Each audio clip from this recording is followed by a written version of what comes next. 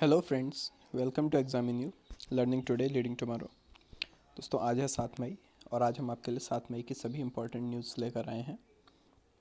तो चलिए शुरू करते हैं कल के क्वेश्चन ऑफ द डे से।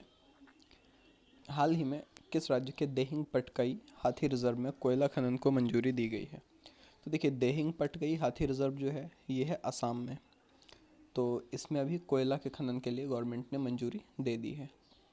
ठीक है, ये दोस्तों हमारे टेलीग्राम चैनल का लिंक है जिससे आप जुड़ सकते हैं, जहां आपको करंट अफेयर से रिलेटेड और बहुत सारे इंपॉर्टेंट नोट्स से रिलेटेड सभी पीडीएफ फाइल्स मिल जाएंगी।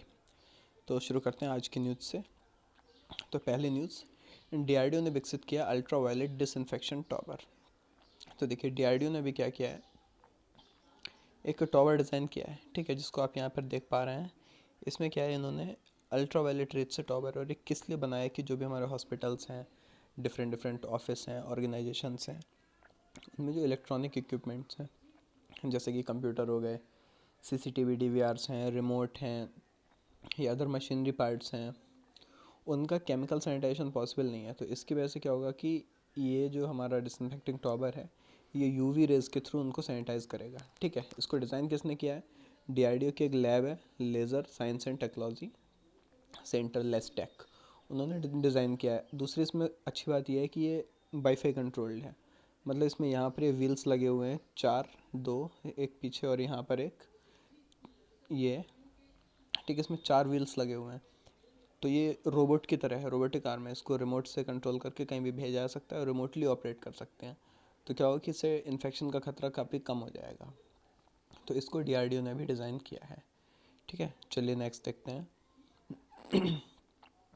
CSIR IGIB पार्टनर्स ने नो हाउ लाइसेंस के लिए टाटा सन्स के साथ की साझेदारी। अब देखिए, CSIR क्या है? हमारी council of scientific and industrial research. इनकी एक लैब है जिसका नाम क्या है? Institute of genomics and integrative biology. इन्होंने भी क्या किया है, FELUDA के लिए टाटा सन्स के साथ नो हाउ के लाइसेंस प्रदान करने के लिए समझौता ज्ञापन पर हस्ताक्षर किए। अब FELUDA क्या है? ये है FNCA-S9 editor linked uniform detection ऐसे। ये क्या है? ये एक पेपर बेस्ड स्ट्रिप होती है, पेपर की तरह ही, जैसे प्रेगनेंसी टेस्ट के लिए स्ट्रिप्स आती हैं या डायबिटीज़ टेस्ट की जो स्ट्रिप्स हैं, उस टाइप की एक पेपर स्ट्रिप है जो कि क्या करेगी, कोविड-19 की रैपिड टेस्टिंग के लिए काम आएगी। काफ़ी तेज़ी से इसको टेस्ट करेगी। ऊपर से ये इंडिजीनियस है, मतलब इंडिया की डिज़ाइंड है, पेपर स्ट्रिप है। ये किस काम में आएगी? ये मास टेस्टिंग के लिए, रैपिड टेस्टिंग और मास लेवल पर। ठीक है, ये 10 नहीं, यहाँ पे गलत लिखा हुआ है। तो ये मास लेवल पर कोविड-19 की रैपिड टेस्टिंग में काम आएगी।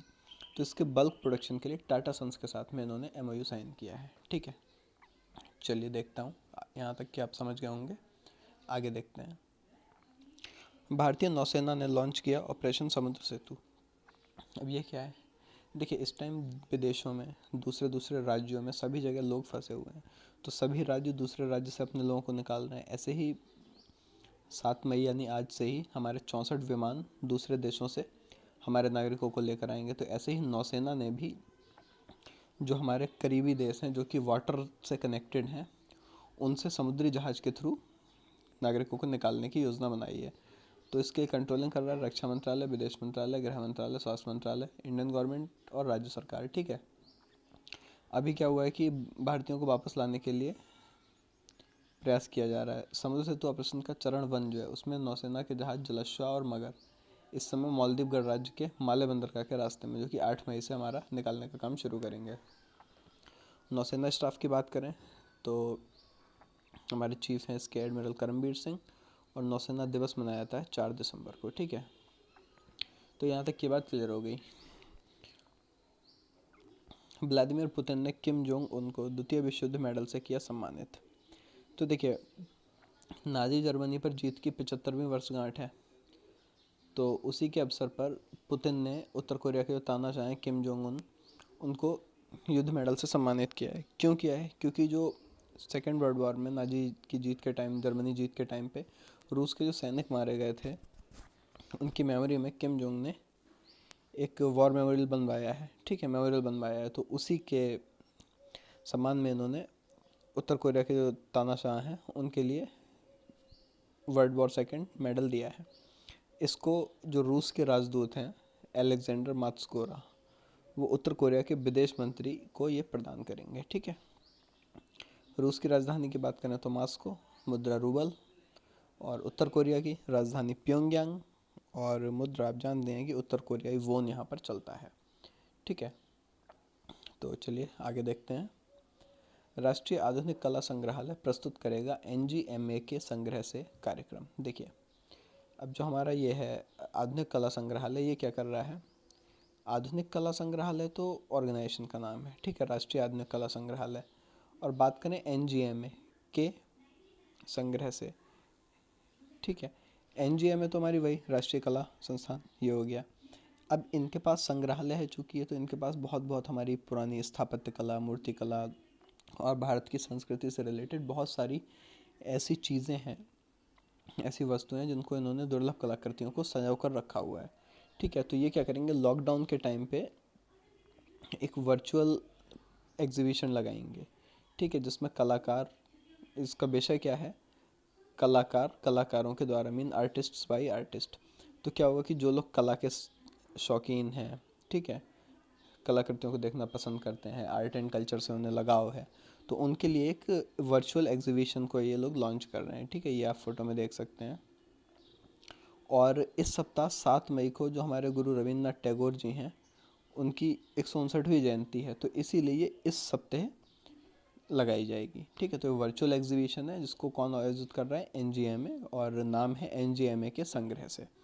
थीम क्या है, आर्टिस्ट बाय आर्टिस्ट्स। ओके, चलिए अगला देखते हैं। लेफ्टिनेंट जनरल राज शुक्ला ने संभाली ARTRAC की कमान। अभी देखिए ARTRAC क्या है, ये आर्मी ट्रेनिंग कमांड, इसके अभी हेड बना दिए गए हैं राज शुक्ला, लेफ्टिनेंट जनरल। ठीक है। और बात करें तो इससे पहले ये 1982 में रेजिमेंट ऑफ आर्टिलरी में कमीशन थे। ईस्टर्न और डेजर्ट थिएटर्स में मीडियम रेंज आतंकवादी विरोधी अभियानों में भी काम किया। इन्फेंट्री डिवीजन पश्चिमी सीमा के साथ कोर की कमान संभाली। ठीक है। दो कार्यकाल के लिए सैन्य अभियान निदेशालय में भी काम किया। सेना के द आर्मी वॉर कॉलेज के भी कमांडेंट रह चुके हैं। ठीक है। इस टाइम सेनाध्यक्ष की बात करें तो हमारे मनोज मुकुंद नरवणे। और ये मैं सेना दिवस की वायुसेना दिवस मैंने लिख दिया, चलिए कोई नहीं, ये भी इंपॉर्टेंट क्वेश्चन है। तो हमारा वायुसेना दिवस मनाया जाता है 8 अक्टूबर को। ठीक है। चलिए आगे देखें। वीडियो कॉन्फ्रेंसिंग के माध्यम से आयोजित किया गया बांस कॉन्क्लेव। अब ये बांस क्या है, कौन सा बांस है? ये वही बांस है जो हमारा एक पेड़ होता है, लकड़ी होती है जो, उसी की बात हो रही है। ठीक है। इसका पहले बात करते हैं कि इसको आयोजित किसने किया। वीडियो कॉन्फ्रेंसिंग से हुआ पूर्वोत्तर क्षेत्र विकास मंत्रालय, केंद्रीय कृषि मंत्रालय के प्रतिनिधि और विभिन्न क्षेत्रों के हितधारकों ने भाग लिया। किया किसने? केंद्रीय पूर्वोत्तर क्षेत्र विकास मंत्री स्वतंत्र प्रभार डॉक्टर जितेंद्र सिंह जी द्वारा संबोधित किया गया। इन्होंने क्या बोला कि जो बांस है वो भी हमारी अर्थव्यवस्था के लिए एक महत्वपूर्ण अंग है। ठीक है। और साथ ही भारत को अपने बांस संसाधनों की सहायता से आर्थिक शक्ति के रूप में उभरने का अवसर देगा। तो मतलब कुल मिला के लोग बांस की जो खेती है या बांस का जो बिज़नेस है उसको एम्पावरमेंट करने के लिए इसको किया गया है। ठीक है, बिकॉज ये भी हमारी इकोनॉमी को सुधारने में काफ़ी फ़ायदा करता है। तो सिंपल सी न्यूज़ है, कोई खास बात नहीं है, बस ध्यान रखना है कि डॉक्टर जितेंद्र सिंह जी द्वारा बांस कॉन्क्लेव को आयोजित किया गया। मार्क्स वॉलनबर्ग पुरस्कार 2020 की घोषणा हुई। ये क्या है? देखिए, ये पुरस्कार है, ठीक, जो किसको दिया गया है। पहले तो बात करते हैं मिला किसको है। जोसेफ जे लैंड्सबर्ग, रिचर्ड एच वार्निंग और निकोलस सी कोप्स, जो रेड कलर से लिखा हुआ है। दिया किस लिए गया? वन वृद्धि की भविष्यवाणी करने वाला मॉडल 3PG इन्होंने लॉन्च किया। 3PG means physiological principles predicting growth.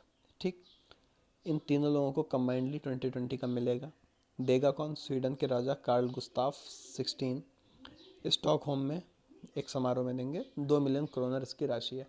अब किया क्या था, जो जोसेफ और रिचर्ड थे इन्होंने जैसे कि वन से रिलेटेड क्रियाएं, जैसे कि कम घना होना, वन घने कम क्यों हो रहे हैं, वहाँ पर निषेचन की क्या प्रक्रिया चल रही है ना, फर्टिलाइजेशन की, वन वृद्धि और विकास कैसे कर रहे हैं, तो ये चीज़ में मतलब उसकी भविष्यवाणी कैसे की जा सकती है, इस पर वर्क किया। और निकोलस सी कॉप्स ने साथ में आकर क्या कर दिया कि इसमें रिमोट सेंसिंग को इंक्लूड कर दिया। इससे क्या होगा कि रिमोट सेंसिंग और आपका GIS, ठीक है, ग्लोबल इंफॉर्मेशन सिस्टम, उसको इन्होंने इसमें इंक्लूड कर दिया। इससे क्या फ़ायदा हो गया कि ये आप पूरा रिमोट सेंसिंगली रिमोट से ही पता कर सकते हैं कि दूर बैठे ही कि कहाँ के वनों की स्थिति क्या है, ठीक है। तो इसलिए इन लोगों को ये पुरस्कार दिया गया है। चलिए आगे देखते हैं। दियाने का उद्देश्य क्या था? उन वैज्ञानिक उपलब्धियों को पहचानने के लिए प्रोत्साहित करना जो वानिकी और वन उद्योग के महत्व के क्षेत्रों में तकनीकी विकास में योगदान देते हैं। ये वही तीनों लोग हैं, ठीक ठीक। कौन कौन? हमारे मिस्टर जोसेफ जे लैंड्सबर्ग, रिचर्ड एच वार्निंग और निकोलस सी कोप्स। लंबे नाम है, हम लोग एक नाम बना लेंगे।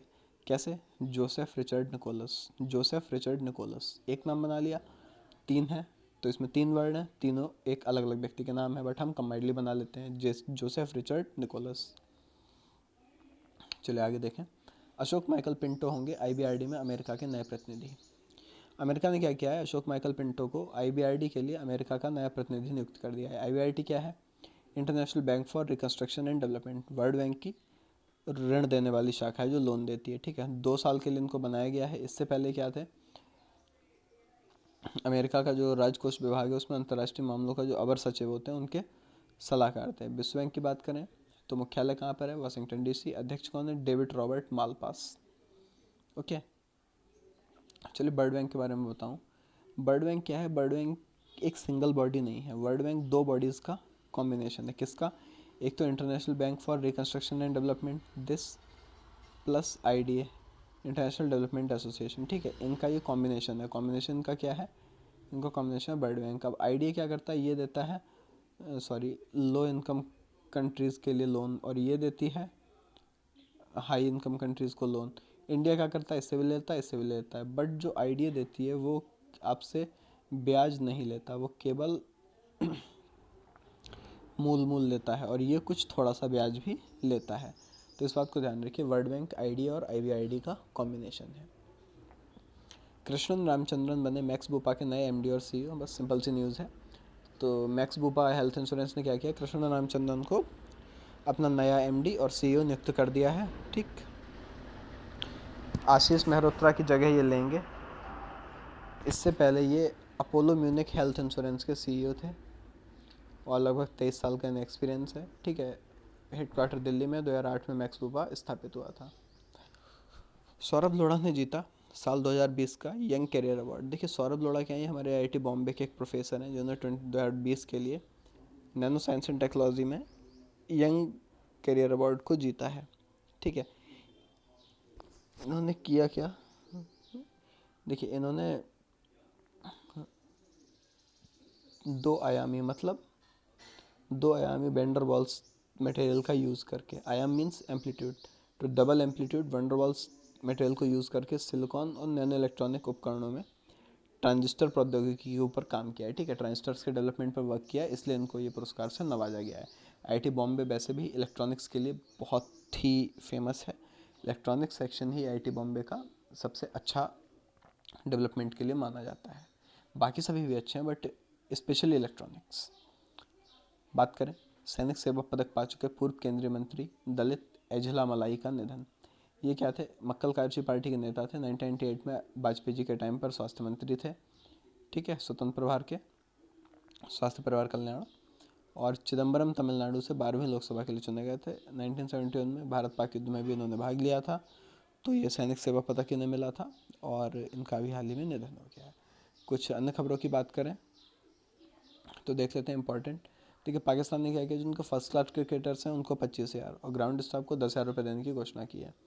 सुरेश रेड्डी को हमारे ब्राज़ील का राजदूत नियुक्त किया गया है। ये सिंपल सी खबरें हैं, इनमें कोई स्पेशल डिटेल नहीं है, इसलिए ऐसे बता दिया। उत्तर प्रदेश ने अभी क्या किया है? आरोग्य सेतु ऐप जो है उसको कंपलसरी कर दिया है, क्योंकि इन्होंने अभी क्या किया है, कुछ प्राइवेट फर्म्स को, प्राइवेट ऑफिस को खोलने की परमिशन दे दी है, इसलिए आरोग्य सेतु ऐप वहाँ पर कंपलसरी हो गया है। मध्य प्रदेश बना मिड डे मील देने वाला पहला, मिड डे मील राशन देने वाला पहला राज्य।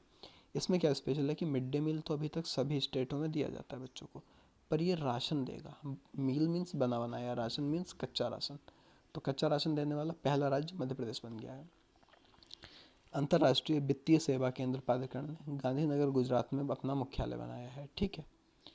और बात करें वैज्ञानिक प्रकाशन के मामले में, भारत रहा तीसरे स्थान पर। एक इंडेक्स जारी हुआ था, इसमें वैज्ञानिक प्रकाशन में भारत तीसरे स्थान पर रहा है। और एक अमेरिका की कंपनी है सिल्वर लेक, इन्होंने भी 5655 करोड़ रुपए का रिलायंस जियो में निवेश किया है। ठीक है, तो ये थी आज की इम्पोर्टेंट खबर।